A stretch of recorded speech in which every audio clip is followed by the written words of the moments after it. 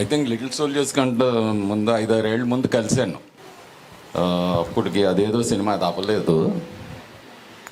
So కలిసినప్పుడు first time ఆ cinema అయిపోయింది. I tell you about that late. But little సోల్జర్స్కి there were 7 songs. And I said I won't start the shooting till all the 7 songs are recorded. ఎందుకంటే పాటల్లోనే కథ వస్తుంది. In fact climax కూడా there is no dialogue, పాటతో end అవుద్ది. So everything has to be there. మరి నువ్వు పాటలు ఎప్పుడు ఇస్తే అప్పుడు అన్న 7 పాటలకి 8 నెలలు తీసుకున్నాడు. ప్రెటీ ఫాస్ట్ అనుకోవాలి, ఎందుకంటే నాకు ఒకసారి ఒక పాట 3 నెలలు తీసుకున్నాడు. ఆ లెక్కలో కొంచెం.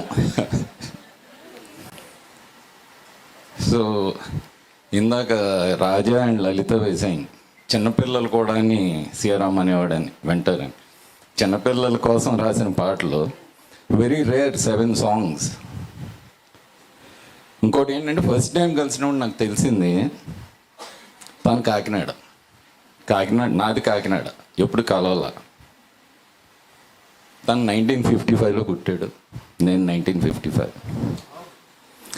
తనకి 1978లో పెళ్ళయింది. నా కర్మ నాకు 1978. స్వామి పెద్దమ్మకి చెప్పేస్తాను. ఓ సారీ, నువ్వున్నా అని నాకు తెలీదు. Whatever happiness your secret.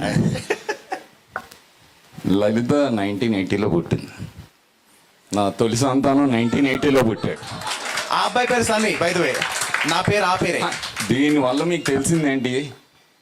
సీఆరామ్ copy cat. అన్నీ సొంతంగా రాస్తాడు అనుకున్నాం, ఇదంతా కాపీ కొట్టేసాడు నాయి. బట్ ఎనీవే, జోక్స్ అసైడ్, ఆయన గురించి ఏం చెప్తాం? నా ఉచ్ఛ్వాసం కవనం, నా నిశ్వాసం గానం అన్న మనిషి. ఇంకొన్ని ఉచ్ఛ్వాసాలు, ఇంకొన్ని నిశ్వాసాలు ఉంటాయి. ఎంత బాగుండేది కదా.